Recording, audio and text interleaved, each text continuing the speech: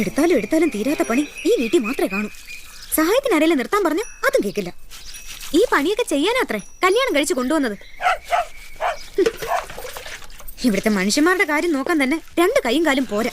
അതിനിടയില ഒരു പശു, ഒരു പട്ടി. ഓ, വെട്ടി വിഴുങ്ങാനൊന്നും തന്നിട്ടില്ലെന്നറിയാം. കിടന്ന് കുരയ്ക്കണ്ട. ഇതിലും ഭേദം വല്ല വീട്ടിലും അടിച്ചു തെളിക്കാൻ പോണതാ. മാസാവസാനം 4 കാശ് കയ്യിലിരിക്കുമല്ലോ. നിങ്ങളെയൊക്കെ ഇവിടെ കൊണ്ടുവന്ന് തള്ളാനേ മൃഗസ്നേഹിയായ സുഗുണൻ ചേട്ടന് പറ്റൂ. ഭാരം മുഴുവൻ വലിക്കാൻ ഒരു കഴുതയായിട്ട് ഞാനിവിടെ ഉണ്ടല്ലോ. ഒരു കറവക്കാരനെങ്കിലും നിർത്താൻ പറഞ്ഞപ്പോ എന്താ പറഞ്ഞെന്നറിയോ? നാട്ടിലുള്ള മുഴുവൻ പശുക്കളുടെ അകിട് തടവുന്ന കൈയും കൊണ്ട് എന്റെ പശുവിന്റെ അകിട്ടിലേക്ക് ആരും വരണ്ടാന്ന്. എന്നാ അവനവൻ ചെയ്യോ?